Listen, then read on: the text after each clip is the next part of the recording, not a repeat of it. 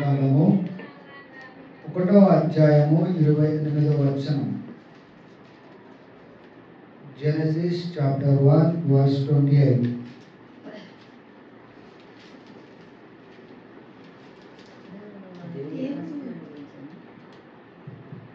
దేవుడు వారిని ఆశీర్వదించెను.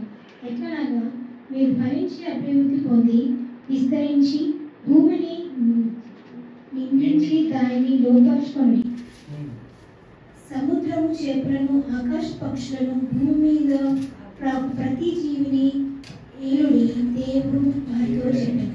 హల్లెలూయా. ఇక్కడ దేవుడు ఏం చెప్పాడు? జాగ్రత్తగా మనం గమనించినట్లయితే దేవుడు మొదటిగా నరుని చేసినప్పుడు దేవుడు వారిని ఆశీర్వదించి వారితో ఒక మాట చెప్తున్నాడు. ఇది ఎప్పుడు జరిగిందంటే ఆదాము పండు తినకముందు దేవుడు వారిని ఆశీర్వదిస్తూ వారికి ఒక మాట చెప్తున్నాడు. ఇక్కడ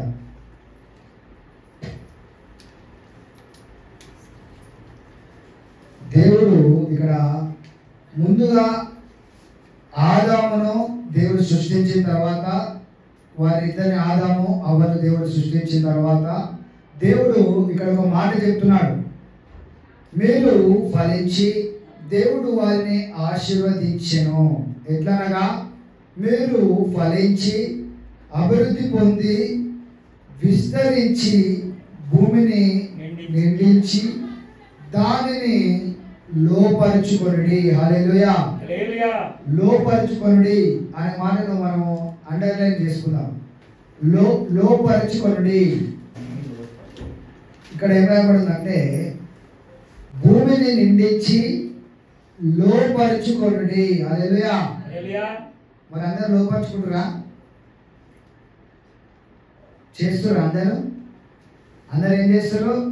భూమిని లోపరుచుకుంటారా? భూమి మీద పడే అని భూమి మీద ఉన్న వాతావరణ మార్పులతోటి సునామీలని ఇంకా వాతావరణ వర్షం వచ్చి తుఫాను ఇంకా వేరే ఈ భూమే మనుషులు లోపరుచుకుంటుంది. అంతేనా? భూమిని మనం లోపరుచుకోవడం కాదు, భూమే మనల్ని మింగేస్తుంది. చాలా మందిని తుఫాన్ అని ఇదని యాక్సిడెంట్స్ అని అనేకమైన వాటి ఈ భూమి మీద ఏవైతే ఉన్నాయో ఇవన్నీ మనుషునే మింగేస్తున్నాయి, మనుషునే హతం చేస్తున్నాయి, లేకుండా చేస్తుంది. భూమిలో ఉన్న వైరస్ అని వ్యాధి అని అనారోగ్యమని అప్పులని చదువని ఫెయిల్ అయినమని జీవము లేదని దీంట్లో జీవం దొరకదు ఇక నేను బ్రతకను అని ప్రతిదీ ఏదో ఒకటి లోకంలో మనల్ని ఏం చేస్తున్నాయి?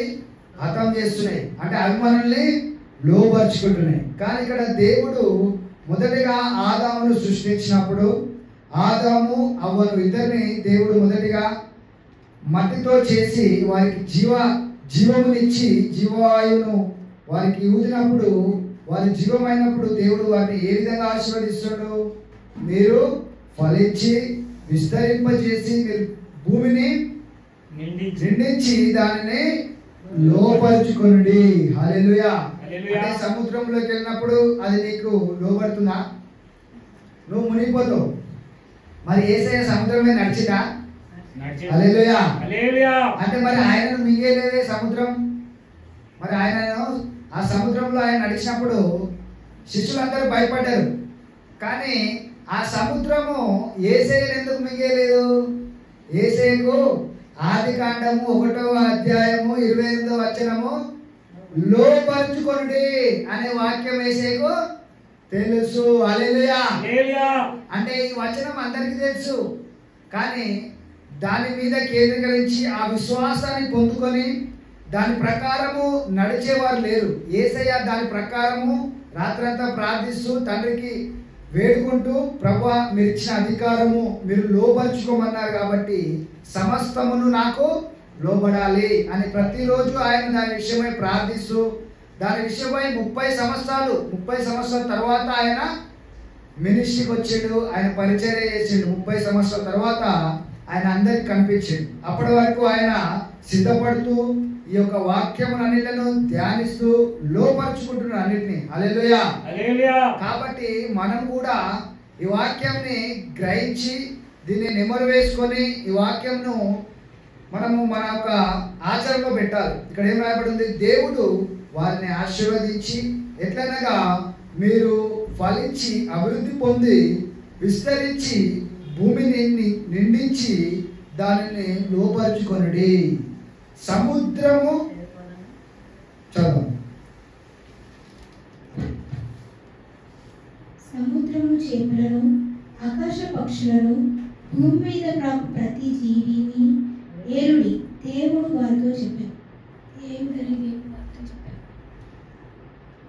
సముద్రపు చేపలను, ఆకాశ పక్షులను, అంటే ఆకాశంలో పోయే పక్షులైనా సముద్రంలో చేపలైనా, పెద్ద పెద్ద చేపలు ఉంటాయి కదా, అవి ఏం చేస్తాయి? మనుషులకు లోపడతాయా? మనుషులనే మింగేస్తాయి. పెద్ద పెద్ద చేపలు ఉంటాయి తెలుసు కదా, ఆ తిమింగలాలు ఏం చేస్తాయి? మనుషులకు లోపడతాయా? మరి ఇక్కడ దేవుడు ఏమంటున్నాడు? మీరు సముద్రపు చేపలను, ఆకాశ పక్షులను, భూమి మీద ప్రాకు ప్రతి జీవిని, ప్రాకు అంటే పాములైనా తేళ్ళైనా వాటన్నిటిని ఏం చేయాలంటాడు? ప్రతి జీవిని ఏలుడని, ఏలుడి అది అంటలే, ఏలుడని, హల్లెలూయా, ఏలుడని దేవుడు వారితో చెప్పెను. హల్లెలూయా. అంటే పాములైనను తేళ్ళైనను బల్లైనను ఏ పురుగులైనను వాటన్నిటి మనం ఏం చేయాలి? ఏలాలి తప్ప వాటిని చూసి మనం భయపడద్దు. హల్లెలూయా. పాములను చూసి భయపడతారు, ఇంకా వేరే వేరే వాటిని చూసి మనం భయపడతాం. కానీ ఈ వాక్యం మనకు తెలిసిననుకో, ఈ వాక్యం ద్వారా మనకు ధైర్యం వస్తుంది, బలం వస్తుంది. అవును, దేవుడు మొదటిగా ఆదాములో ఆదికాండము 1:28 ఆయన అన్నాడు, లోబరుచుకొనుడి, ఏలుడి అని దేవుడు వారితో చెప్పాను. హల్లెలూయా. అంటే మనము ఏలే వారమై ఉండాలి, మనము పరిస్థితులను లోబరుచుకునే వారమై ఉండాలి. హల్లెలూయా. నాకు ఇది లోబడట్లేదు, నాకు ఇది నా పైనే, అంటే ఈ రోగము నన్ను మించేస్తుంది, నన్ను ముంచేస్తుంది అక్కడ చాలా మంది. కానీ ఇక్కడ దేవుడు ఏమంటుండు? నీవు ఈ భూమి మీద ఉన్న వాటిని లోపరుచుకోవాలి, నీవు ఈ జీవులను, ఈ పక్షులను, ప్రాకు ప్రతి జీవిని ఏలాలంటుండు. హల్లెలూయా. అంటే మొదటిగా దేవుడు ఆదాము పండు తిననప్పుడు దేవుడు మొదటిగా ఆ ఒక పండును వారు తినకముందు మాట్లాడిన మాటలు, తర్వాత ఏం జరిగిందో చూద్దాం. అయితే దేవుడు మొదటిగా ఏమన్నాడు?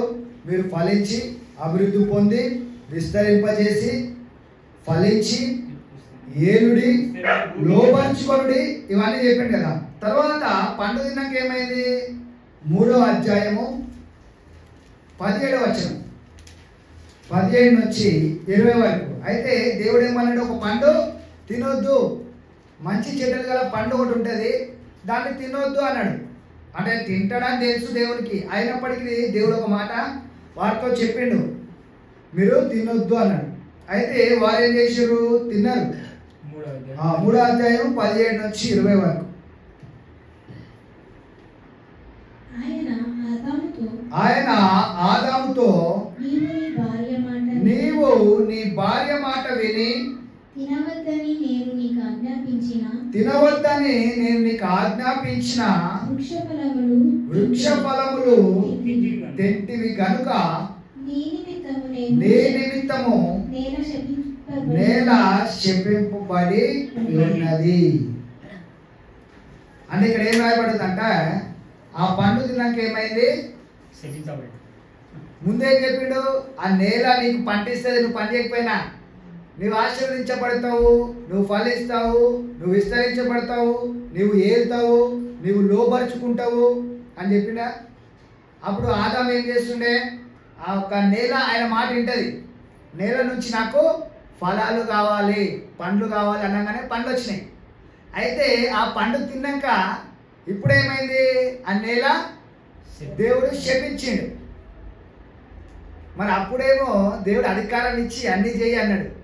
మరి వాళ్ళు ఒక మాట చెప్పిండు దేవుడు, ఆ పండు తినొద్దు అన్నప్పుడు ఆ పండు తిన్నారు. వాళ్ళు తిన్నాక ఏం జరిగింది? దేవుడు దాని నిమిత్తము నేలను శపిస్తుంది. ఇక్కడ చదువు. ప్రయాసముతోనే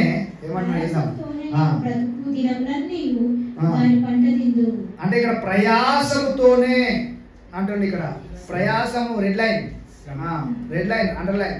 ప్రయాసముతోనే అంటే ఇప్పుడు అందరు ఏం చేస్తారు? శ్రమ పడుతురు. పనికి వెళ్తురా? మార్నింగ్ లేచి శ్రమ పడుతురా? మరి ముందేమన్నాడు దేవుడు? పండుగ ముందు మీరు విస్తరింపజేసి మీరు ఫలించి, మరి ఫలించాలంటే మరి మనము ఏదో కష్టపడాలి కదా అని దేవుడు తెలుసా? దేవుడు తెలుసు.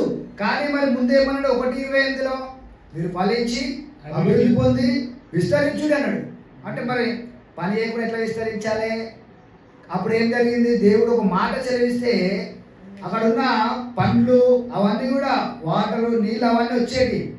అంటే ఆ నరుడు ఒక మాట చదివించినప్పుడు ప్రతి ఫలము దానంతట అదే మొలిచేదట. 7వ వచనం చదువు. 7వ వచనము 2వ అధ్యాయం 7వ వచనం. దేవుడైన యెహోవా నేల మట్టితో నరుని నిర్మించి వాని నాసిక రాత్రములతో జీవవాయువును ఉదగా నరుడు జీవాత్మాయ. దేవుడైన యెహోవా తూర్పున ఎదోనులో ఒక తోట వేసి తాను నిర్మించిన నరుని దానిలో ఉంచెను. మరియు దేవుడైన యెహోవా చూపునకు రమ్యమైనదియు ఆహారమునకు మంచిదైన ప్రతి వృక్షములను ఆ తోట మధ్యను జీవ వృక్షములను మంచి చెడల తెలివినిచ్చు వృక్షములను నేల నుండి మొలిపించెను. 5వ వచనం. అది 2వ అధ్యాయము 5వ వచనం. అది వరకు పొలమందలి ఏ పొదయు భూమి మీద ఉండలేదు, పొలమందలి ఏ చెట్టును మొలవలేదు. ఏలయనగా దేవుడైన యెహోవా భూమి మీద వాన కురిపించలేదు, నేలను సేద్యపరచుటకు నరుడు లేడు. అంటే ఇక్కడ ఏం జరుగుతుందంటే అక్కడ దేవుడు నరుడికి అధికారం ఇచ్చాడు. నీవు మాట్లాడితే ఆ నేలలో నుంచి పంట వస్తుంది, నువ్వు అధికారం ఇచ్చిన నీకు అని మొదట చెప్పిండు దేవుడు. అయితే తర్వాత ఈ పండు తిన్నాక ఏం చేసిండు? 17వ వచనం 3వ అధ్యాయం 17వ వచనంలో నీవు ప్రయాసపడి నువ్వు ఇప్పుడు ఇది మొదలుకొని నేను చెప్పిన మాట వినకుండా 15 నుంచి 20 వరకు చదువుతాం. 3వ అధ్యాయము 17 నుంచి 20 వరకు. ఆయన ఆదాముతో నీవు నీ భార్య మాట విని తినవద్దని నేను నీకు ఆజ్ఞాపించిన వృక్షఫలమును తింటివి కనుక నీ నిమిత్తము నేల శపింపబడి ఉన్నది. ప్రయాసంతోనే నీవు బ్రతుకు దినములన్నీ దాని పంట తిందువు. అది ముళ్ళ తుప్పలను గచ్చపొదలను నీకు మొలిపించును. పొలంలోని పంట తిందువు. నీవు నేలకు తిరిగి చేరు వరకు నీ ముఖపు చెంట కాచి ఆహారము తిందువు. ఏలయనగా నేల నుండి నీవు తీయబడితివి, నీవు మన్నే కనుక తిరిగి మన్నైపోదు అని చెప్పాను. అంటే ఇక్కడ ఏం చెప్తుండ్రు? ఇది ఆశీర్వాదమా, ఇది శాపమా? ఒకటి ఆదికాండం 1:28 ఆశీర్వాదమా శాపమా? దేవుడు వారిని ఆశీర్వదించను ఎట్లనగా మీరు ఫలించి, దేవుడు ఇక్కడ క్లియర్గా మాట్లాడుతుండు. దేవుడు వారిని ఆశీర్వదించెను ఎట్లనగా మీరు ఫలించి అభివృద్ధి పొంది విస్తరించి భూమిని నిండించి దాన్ని లోపరుచుకొనుడి. సముద్రపు చేపలను ఆకాశ పక్షులను భూమి మీద ప్రాకు ప్రతి జీవిని ఏలుడని దేవుడు వారితో చెప్పాను. ఇది ఆశీర్వాదం. దేవుడు వారిని ఆశీర్వదించడం రాయబడింది ఇక్కడ. వారిని ఫలించి లోపరుచుకోండి అన్ని చేయడం అన్నాడు. అది ఆశీర్వాదం. అయితే ఇక్కడ 17వ అధ్యాయంలో 3వ అధ్యాయం 17వ వచనంలో ఆయన ఆదాముతో నీవు నీ భార్య మాట విని తినవద్దని నేను నీకు ఆజ్ఞాపించిన వృక్షఫలము తింటివి కనుక నీ నిమిత్తము నేల శపించబడినది. ఇక్కడ శపించడం అనేది శాపము. అంటే ఇక్కడ శాపం వచ్చింది, మొదటగా ఆశీర్వాదం వచ్చింది. అయితే మనం ఏది తీసుకోవాలి? ఇక్కడ కష్టపడి చెమటోర్చి రాయబడింది, ప్రయాసముతోనే నీవు బ్రతుకు దినములన్నీ దాని పంట తిందువు. లోకంలో అంటారు కదా, కష్టపడితేనే కానీ మనకు ఫలం రాదు, పంట రాదు అంటారు. అది శాపమా ఆశీర్వాదమా? శాపము. మరి శాపము మాటలు మనం మాట్లాడతామా? మనం కూడా క్రైస్తవులు కూడా అదే మాట మాట్లాడతారు, నువ్వు కష్టపడకుండా ఎట్లా వస్తారా నీకు అంటారు. కానీ మొదట దేవుడు ఏం చేసిండు? వారిని ఆశీర్వదించెను. ఎట్లనగా వారు ఫలించి అభివృద్ధి పొంది, తర్వాత వాళ్ళు చెప్పిన అప్పటి వరకు చెట్లు మొలిచినాయి, అప్పటి వరకు పండ్లన్నీ వచ్చేసినాయి. కానీ దేవుడు ఒక పండు తినొద్దు అన్నాడు. అది తిన్న తర్వాత ఇక నుంచి పండ్లు అనేవి మొలవట్లేదు, జంతువులు అనేటివి ఏమో రివర్స్ అయినాయి. ఇప్పుడు ఆ సింహం దగ్గర పోతే అది కరోనికి వస్తుంది. అప్పుడు ముందే కూర్చోమంటే కూర్చుంటుండే. అక్కడ ఉంది వచ్చిన 21 వచ్చిన కాదు 2:21 19 నుంచి 2వ అధ్యాయము 19 నుంచి 21. 2వ అధ్యాయము 19 నుంచి 21 వరకు. దేవుడైన యెహోవా ప్రతి భూజంతువును ప్రతి ఆకాశ పక్షులను దేవుడని నిర్మించి ఆదాము వాటికి ఏ పేరు పెట్టునో చూచుటకు అతని యొద్దకు వాటిని రప్పించెను. జీవము గల ప్రతి దానికి ఆదాము ఏ పేరు పెట్టెనో ఆ పేరే దానికి కలిగెను. అప్పుడు ఆదాము సమస్త పశువులను ఆకాశ పక్షులను సమస్త జంతువులను పేరు పెట్టెను. సరైన సాటి అయినా ఇంకా 20 వరకే. ఇక్కడ ఏం రాయబడిందంటే 19వ వచనంలో, దేవుడైన యెహోవా ప్రతి జంతువును ప్రతి ఆకాశ పక్షిని నేల నుండి నిర్మించి, దేవుడు ఏ విధంగా అయితే నరుని చేసిండో అదే విధంగా పక్షులను జంతువులను వాటన్నిటిని చేసి ఆదాము వాటికి ఏ పేరు పెట్టినో చూచుటకు అతని యొద్దకు వాటిని రప్పించెదను. అతని వద్దకు అవన్నీ తీసుకొచ్చినట్ట. జీవము గల ప్రతి దానికి ఆదాము ఏ పేరు పెట్టెనో ఆ పేరు దానికి కలిగెను. ఎవరు పెట్టిన పేర్లు? ఆదాము. హల్లెలూయా. అంటే సింహము అని పెట్టింది ఎవరు? పాము. అది ఇప్పుడు సింహం అని పెట్టినా అప్పుడు భయపడరా? భయపడలే. అది ఎప్పుడు 2వ అధ్యాయం. అయితే ఇప్పుడు 3వ అధ్యాయం వచ్చిన తర్వాత ఏమవుతుంది? పండు తిన్నాక శాపం వచ్చింది. అప్పుడు ఆ సింహం ఏం చేస్తుంది? ఇది వ్యతిరేకంగా మారిపోయింది. అంతా పరిస్థితి అంతా శాపం అయిపోయింది. అయితే 17వ వచనం చదువుతున్నాం మళ్ళీ. 3:17 నుంచి 20 నేను చదువుతాను. ప్రయాసంతోనే నీవు బ్రతుకు దినములన్నీ దాని పంట తిందువు, అది ముండ్ల తుప్పలను. ఇక్కడ ఏమంటుండో దేవుడు, ఇక్కడ శాపం ఇది ఆశీర్వాదం కాదు. మొదట ఆశీర్వాదం ఇచ్చాడు, తర్వాత శాపము. వారు తినొద్దన్న పండు తిన్నారు కాబట్టి అంత రివర్స్ అయిపోయింది. అన్నీ కూడా ఇప్పుడు భూమి అది పండిస్తలేదు, పక్షులు జంతువులు అవన్నీ కూడా వ్యతిరేకంగా అయినాయి. నీవు బ్రతుకు దినములన్నీ దాని పంట తిందువు, అది ముండ్ల తుప్పలను గచ్చ పొదలను నీకు మొలిపించును. పొలములోని పంట తిందువు. నీవు పొలంలోని పంట అంటే కష్టపడి చేసే పంట. ముందే తినడైనా పండ్లు మంచిగా ఏదో తోటలో మంచిగా పడుకుంటాడు, తింటుండు, అటు ఇటు తిరుగుతుండు, హ్యాపీగా ఉన్నాడు. అయితే ఆ పండు తిన్న తర్వాత ఏం జరిగింది? పొలంలోని పంట తిందు. ఈ తోటలో పంట కాదు కాను, పొలంలో కష్టపడి అవన్నీ చేసుకున్న తర్వాత ఆ పంట తినాలంట. నీవు నేలకు తిరిగి చేరు వరకు నీ ముఖపు చెమట కార్చి ఆహారము తిందు. ఏమైంది ఇక్కడ? ఏమంటుంది దేవుడు? నీవు నేలకు తిరిగి చేరు వరకు నీ ముఖపు చెమట కార్చి ఆహారము తిందు. ఇది శాపమా ఆశీర్వాదమా? శాపం ఇది. నేల ఏలయనగా నేల నుండి నీవు తీయబడితివి, నేల నుండి నీవు మన్నే కనుక తిరిగి మన్నైపోదు అని చెప్పాను. అది శాపమా ఆశీర్వాదమా? శాపమే. నువ్వు మన్నైపోదు అంటే అది శాపం కదా, శాపము. కానీ ఏలియా పైకి వెళ్ళిపోయాడు, మరణించకుండా చనిపోకుండా వెళ్ళిపోయాడు. ఆశీర్వాదం. అంటే వాళ్ళు ఎట్లా వెళ్ళిపోయారు? యేసయ్య ఎట్లా వెళ్ళిపోయాడు? మరి యేసయ్య ఏం చేసిండు? ఈ ఆదాము ఏం చూడలేదు. ఆదాము దేవుని సిలువను చూసిండా? ఆదాము దేవుడు సిలువలో నాకు అబ్రహాము ఆశీర్వాదమును నా శాపమును ఆయన తీసేసుకుండు అనే మాట నన్ను చూడలే. 3 గలతీలు 3:16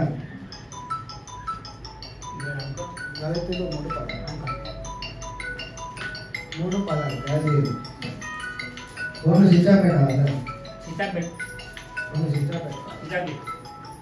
3:16 గలతీలు.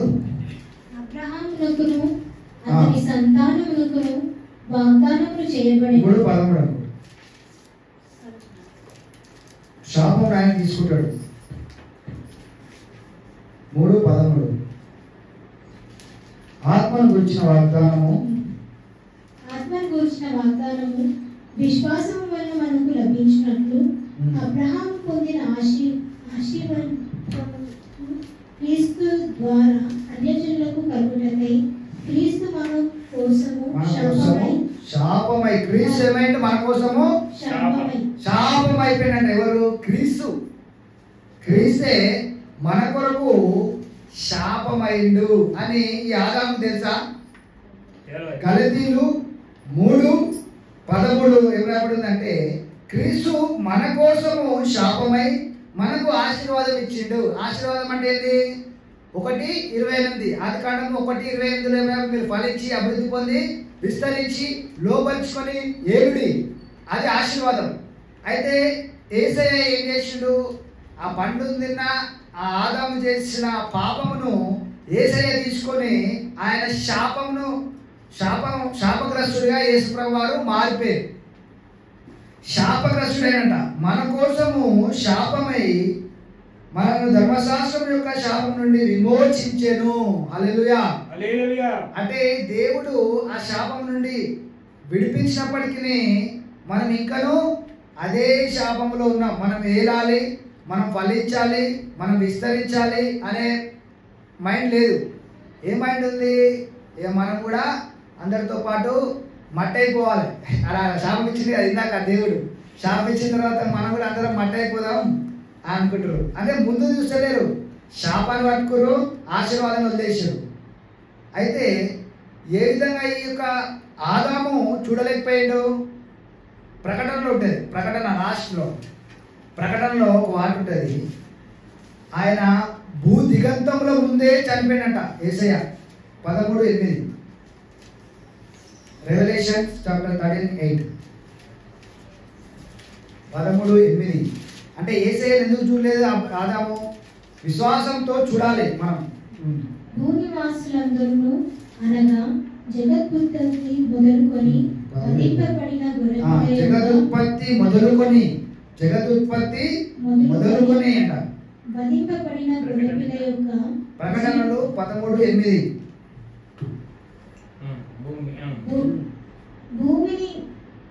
భూనివాసులందరూ అనగా జగత్తుత్పత్తి మొదలుకొని వధింపబడిన గొర్రెపిల్ల యొక్క జీవ గ్రంథమందు ఎవరి పేరు రాయబడలేదో వారు ఆ మృగమునకు నమస్కారం చేయదు. ఇక్కడ ఏం రాయబడిందంటే జగదుత్పత్తి మొదలుకొని వధింపబడి ఉన్న గొర్రె పిల్ల. జగదుత్పత్తి మొదలుకొని జగదుత్పత్తి ఎయ్య ముందుకే యేసయ్య బలి అయ్యాడంట సిలువలో. హల్లెలూయా. ఆదాము ముందే దేవుని తెలుసు ఆదాము పొరపాటు చేశాడు, ఆ పండును తింటాడని నాకు తెలుసు. కాబట్టి నా కుమారుని ముందుగానే జగదుత్పత్తి ముందుగానే నేను బలిస్తా అని యేసయ్యను ముందుగానే బలించిండు విశ్వాసంతో. కాబట్టి ఈ ఆదాము చూడలే. ఆదాము ఒకవేళ విశ్వాసంతో ముందున్న వాటిని అబ్రాహాం ఎట్లా చేసిండు? పునాదుల పట్టణాన్ని ఎట్లా చేసిండు? మోషే ఎట్లా చేసిండు? అబ్రాహాం హెబ్రీలు మోషే తర్వాత వచ్చిండా యేసయ్య? మోషే ముందు వచ్చిండా?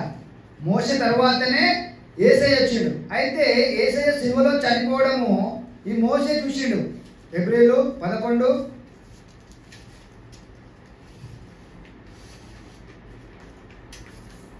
26 వరకు 11:24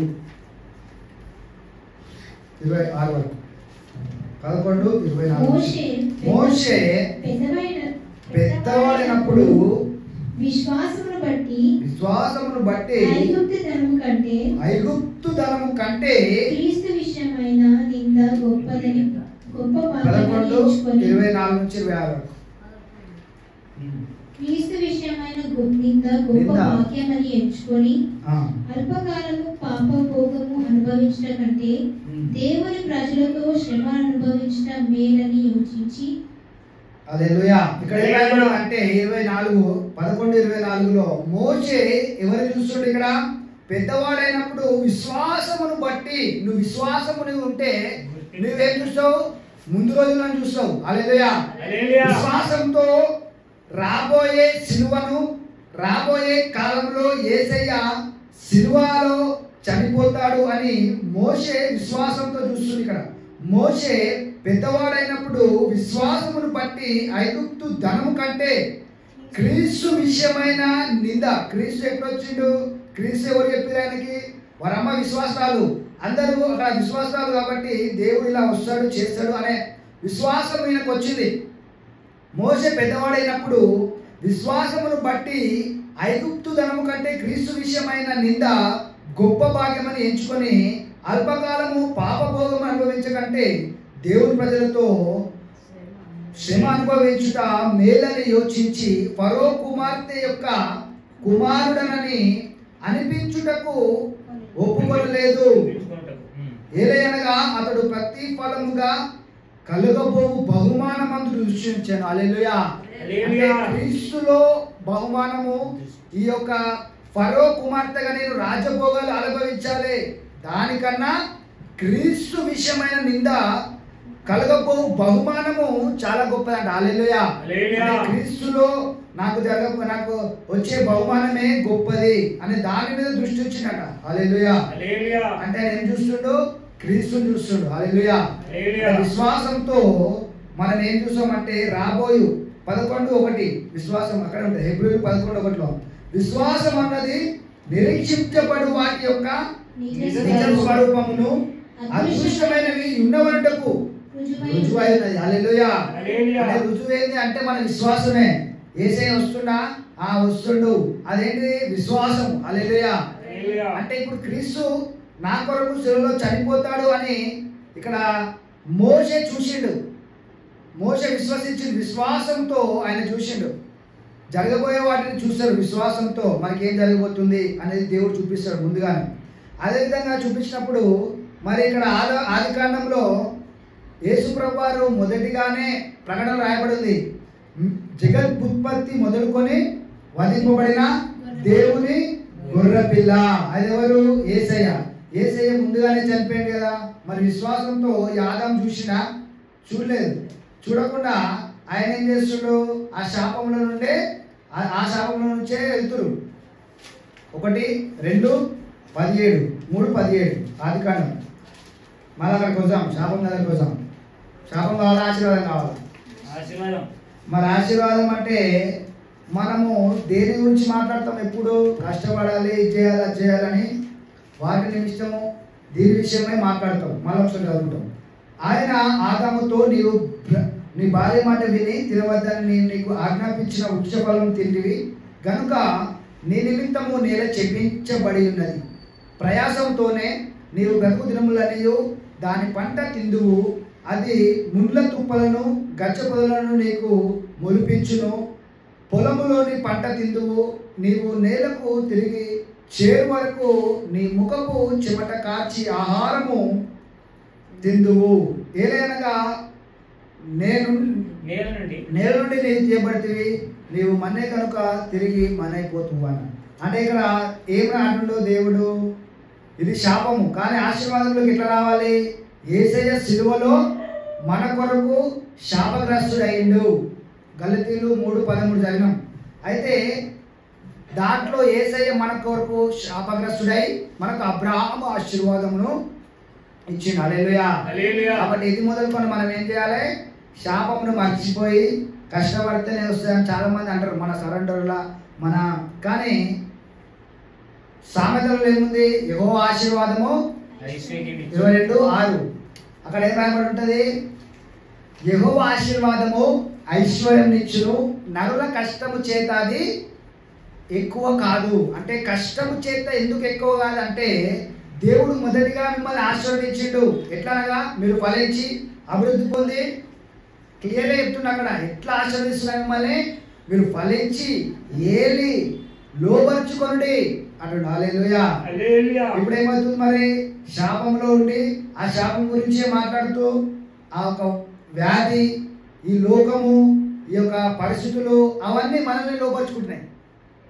మనము దాన్ని లోపరుచుకోవాలి. ఇది మొదలుకొని మనం మాట్లాడాలి మన పరిస్థితులతోటి. యేసే మమ్మల్ని ఆశీర్వదించిండు. ఎట్లనగా మేము ఫలించి అభివృద్ధి పొంది విస్తరించి లోపరుచుకోవాలన్నింటినీ. కాబట్టి వ్యాధి అయినా, పరిస్థితులైనా, అప్పైనా, ఏదైనా సరే అది మన కిందికి రావాలి. ఎందుకంటే యేసయ్య మన కొరకు శాపం అయిపోయింది. మన కొరకు ఆయన శాపమై మనల్ని ఆశీర్వాదులుగా మనల్ని చేసిండు. మనకు మొదటిగా ఏదైతే కోల్పోయామో, ఆ పండు తిన్నాక ఏదైతే ఆదాము కోల్పోయిండో, ఆ కోల్పోయినది దేవుడు మరలా యేసయ్య ద్వారా మనకి మరలా ఇచ్చింది. హల్లెలూయా. కాబట్టి ఇప్పుడు మనం సెకండ్ దాంట్లో ఉండొద్దు, మరలా మొదటి దానికి రావాలి. ఎందుకంటే కడపడి ఆదాముగా యేసయ్య మన కొరకు వచ్చింది. హల్లెలూయా. 1 కొరింథీయులు ఆఖరి వచనం 1 కొరింథీయులు 15:45 ఉంది. ఆయన మన కొరకు మరలా మొదటి ఆదాం అయిపోయాడు. ఆయన ఫస్ట్ ఆదాము, పడిపోయిన ఆదాము, తర్వాత మరలా మొదటిగా ఆదాము లెక్క మరలా మారిపోయాడు. హల్లెలూయా. 1 కొరింథీయులు 15:45. 1 కొరింథియన్స్ 15:45.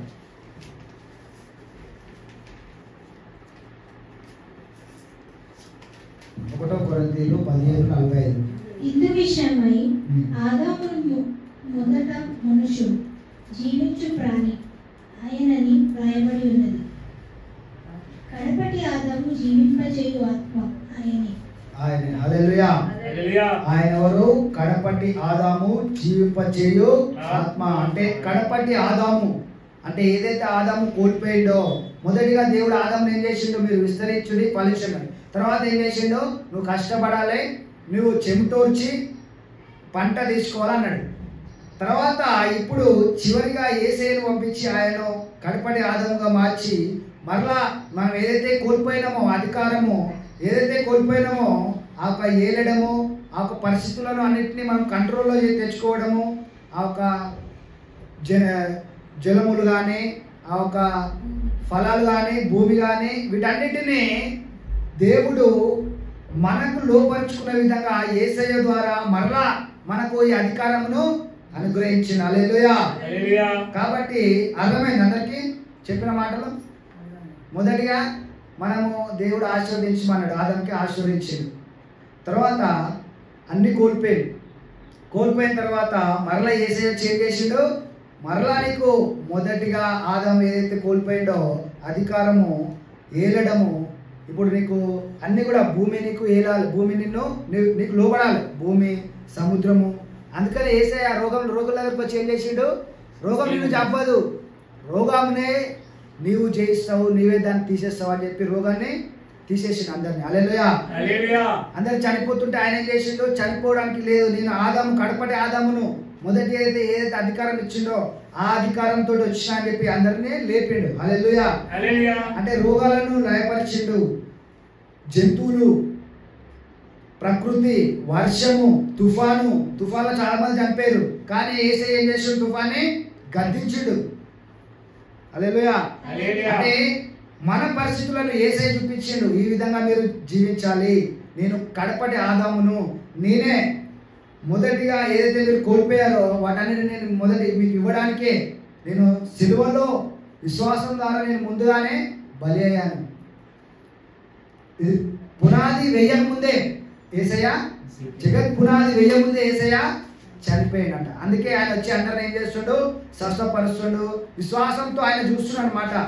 మనం కూడా విశ్వాసంతో ప్రతి పరిస్థితిని మనకి ఇచ్చిన అధికారంతో లోపరుచుకోవాలి.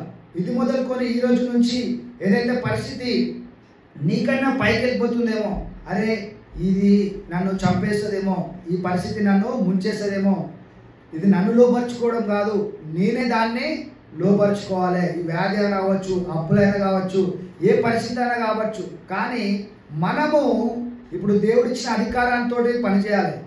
కష్టపడితేనే వస్తుంది, ఇవన్నీ రెండో మాట. కానీ మనం మొదటిగా ఏదైతే చెప్పిండో దేవుడు దాన్ని పట్టుకోవాలి, ఆశీర్వాదాన్ని పట్టుకోవాలి, కానీ శాపాన్ని పట్టుకోవాలి. కాబట్టి ఆశీర్వాదంతో మాట్లాడాలి మనం. ప్రభా మీరు ఫలించి అభివృద్ధి పొంది మీరు ఏ విధంగా ఫలిస్తారంటే ఒక మాట సెలవిస్తే చాలు. ఏ విధంగా అయితే ఆదాము ఆ ఒక పక్షులకు జంతువులకు పేర్లు పెట్టినప్పుడు అవన్నీ అయినాయి. ఏ విధంగా అయితే ఆయన మాట్లాడినప్పుడు పక్షులు జంతువులు అవన్నీ వచ్చినాయో అదేవిధంగా మనం కూడా దేవుని యొక్క అధికారంతో ఈ రోజు నుంచి పరిశుద్ధంతో మాట్లాడాలి. ఇప్పటి వరకు ఒక రేట్లు ఉందేమో, ఇలా జరుగుతుంది, ఇలానే అందరూ పోతారు, ఇలాగనే అవుతుంది, ఇలాగనే జరుగుతుంది, ఇది నార్మల్, ఇలాగనే అందరూ మట్టికి వెళ్ళిపోతారు అంట. కానీ ఎప్పుడైతే దేవుడు మీరు ఫలించి అభివృద్ధి పొంది దాన్ని లోపరుచుకోడు అన్నాడో అప్పటి నుండి మనం అధికారంతో ఆ మాటలు మాట్లాడాలి. హల్లెలూయా.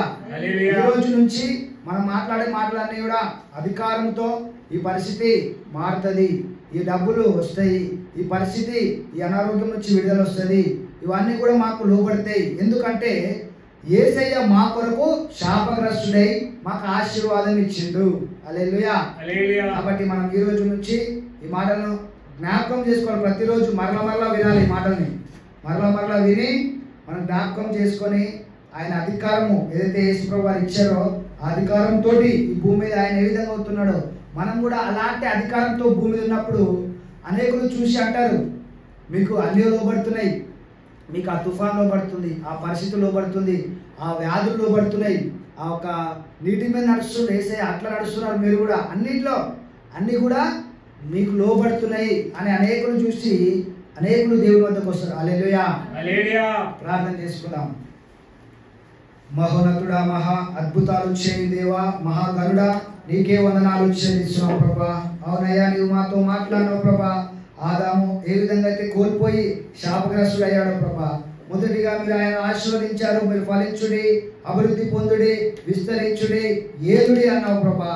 అవునయ్యా, తర్వాత మీరు పంటను ఆ ఒక ఫలము తిన్నప్పుడు, తినవద్దని చెప్పిన ఫలము తిన్నప్పుడు దాని తర్వాత ఆయన అధికారమును కోల్పోయి ఆ ఒక పంట ఇచ్చే ఆ ఒక భూమి కూడా పంట ఇవ్వకుండా శాపముతో ఆ ఒక చెమట ఓడ్చి మీరు తినాలి అని ఆ శాపగ్రస్తుడిగా ఆయన మారిపోయాడు ప్రభా. కానీ మీరు మొదటిగానే ఆయన ఒకవేళ యేసయ్య మా కొరకు చనిపోయి శాపగ్రస్తుడయ్యారు సిలువలో అనే విశ్వాసంతో చూసి ప్రార్థించినట్లయితే వెంటనే ఆ పరిస్థితిని నీవు మార్చగల దేవుడు. కానీ ఆయన విశ్వాసంతో చూడలేదేమో, కానీ మేము ఇప్పుడు విశ్వాసంతో చూస్తున్నాను. అవునయ్యా, జగదుత్పత్తి మొదలుకొని వధింపబడిన దేవుని గొర్రెపిల్లగా మీరు మా కొరకు శాపగ్రస్తులయ్యా. కాబట్టి మేము ఆశీర్వాదమును ఏలడాన్ని ఫలించడాన్ని ఈ రోజు నుంచి మేము చూడాలి ప్రభా. ప్రభా, ఈ సంఘంలో ఉన్న ప్రతి ఒక్కరిని ఆశీర్వదించండి, మేలులతో నింపమని ప్రార్థిస్తున్నాం. ఒక పరలోక గవిని తెరిచి పట్టజాలంత సమృద్ధిని కుమ్మరిస్తాను ప్రభా. ఈ ఆవరణంలో ఒక్క క్షణము ఒక్క రోజు గడిపితే 1000 దినముల కంటే శ్రేష్టం అన్నావు ప్రభా. నీ కృప కనికరమును చూపించండి, నీ యొక్క మేళ్లతో నింపమని ప్రార్థిస్తున్నాం ప్రభా. అవునయ్యా, ఇక్కడ ప్రాంతంలో ఉన్న వారి గురించి ప్రార్థిస్తున్నాం ప్రభా. ఈ ప్రాంతంలో ఎవరైతే అనారోగ్యంతో ఉన్నారో వారిని స్వస్థపరచమని ప్రార్థిస్తున్నాం. ఇంకెవరైతే చూస్తున్నారో ఆన్లైన్లో వారిని కూడా స్వస్థపరచండి. ప్రతి విధమైన అనారోగ్యం నుంచి విడుదల దయచండి. నారాయణమ్మ గురించి ప్రార్థిస్తున్నాం ప్రభా, కిడ్నీలో ముట్టి స్వస్థపరచండి. మళ్ళా గురించి ప్రార్థిస్తున్నాం ప్రభా, ఆ ఒక నడుమును ముట్టి స్వస్థపరచండి ప్రభా. ఎవరైతే నడవలేకపోతున్నారో నడిచే విధంగా నీ యొక్క సన్నిధి, నీ యొక్క ఆత్మ అభిషేకము ద్వారా ముట్టి స్వస్థపరిచి మీరు పొందిన గాయముల చేత స్వస్థత ఇప్పుడే వారిని స్వస్థపరచండి ప్రభా. ఇంకా సాగమా వచ్చి ప్రార్థిస్తున్నాం ప్రభా, ఆ యొక్క గుండెను ముట్టి స్వస్థపరచండి. ఆ సర్జరీ జరిగినందుకు వందనాలు. అవునయ్యా, ఇంకా మంచి ఆయుష్ను దయచేయండి. ఇక మీద ఎన్నడూ ఇలాంటి ఆ ఒక గుండె సమస్య రావడానికి వీల్లేదు ప్రభా. మంచి ఆరోగ్యం దయచేయండి, ఇంకా బలపరచమని ప్రార్థిస్తున్నాం. ఇంకెవరైతే అనారోగ్యంతో హాస్పిటల్లో ఉన్నారో, ఎవరైతే ఇంకా అవునా ఈ కాల్లో ఉన్న వారి గురించి ప్రార్థిస్తున్నాం. ఎవరైతే అనారోగ్యంతో బాధపడుతున్నారో వారు స్వస్థపరచండి. అప్పులతో ఉన్నవారిని విడిపించండి. ఇంకా ఆర్థికమైన సమస్యలతో ఉన్నవారిని విడిపించండి ప్రభా. ఇంకా కొట్లాటలు గొడవలు ఉన్న వారి నుంచి విడుదల ఇచ్చండి. కోర్టు కేసులో ఉన్న వారిని విడుదల ఇచ్చండి ప్రభా. అవునయ్యా, నువ్వు స్వస్థపరిచే దేవుడు, విడిపించే దేవుడు. అంధకారంలో ఉన్న వారిని విడిపించండి. అవునయ్యా, గృహంలో దర్శిస్తుండగా వారి కుటుంబాల్లో మీరు దర్శించండి. ఇప్పుడే ప్రతి కుటుంబంని విడిపించండి. చీకటి శక్తుల నుంచి విడిపించండి, చేతబడి శక్తుల నుంచి విడిపించండి, అంధకార శక్తుల నుంచి విడుదల దయచేయండి.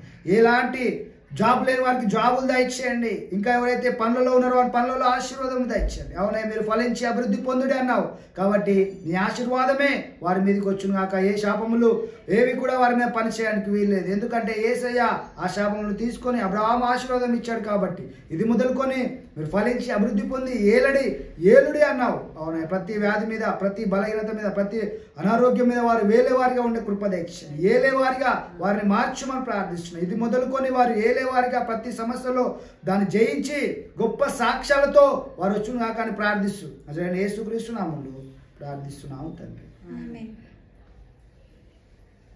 ఆశీర్వాదములు మా మీద కుమ్మరించుము దేవా, ఆశతో వేచి ఉన్నాము ఈమాను మీద అమ్మార ప్రేమ వర్షము కుమ్మరించుము దేవా.